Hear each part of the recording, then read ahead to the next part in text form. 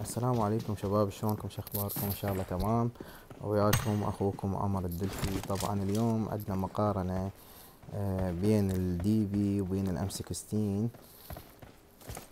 نريد نشوف الضرر. طبعا هنا متفق ويا صديقي لابس خوذة واحد. شوف كم طلقة يوقع. انا ما مالت عندي. بيه اثنين، الطلقتين وقع. طبعا شباب هسه نرجع للدي بي. طلقة، طلقتين، طلقتين وقع. هم خوذة واحد. آه، طيل عمر السكوب. يا شباب هسه نرجع على خوذة ثلاثة. خوذة ثلاثة، أول طلقة، ثانية، ثالثة، 3 طلقات ويوقع بالام 16.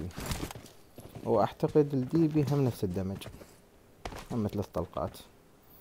خلينا نشوف والله يا شباب. طبعا هسه بدون خوذة، خلينا نشوف كم طلقة يوقع.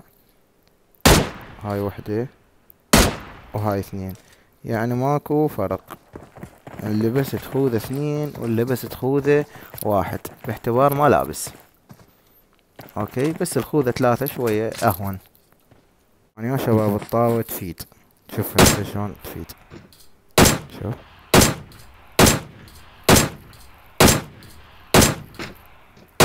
ما تدمج. يعني انا دائما اخذ الطاوة لانها درع. اوكي، فهسه درع 3 كم طلقة ويوقع العدو. هاي اول طلقة، ثانية، ثالثة، رابعة، 4 طلقات ويوقع العدو.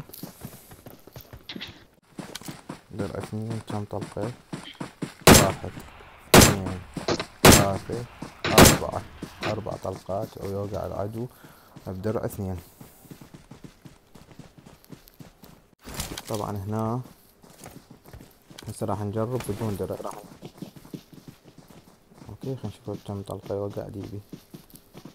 1، 2، طلقتين يوقع.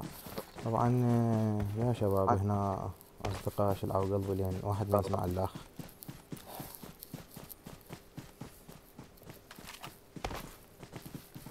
ايش نسوي؟ ندق الرمانة نموشين من هالروم.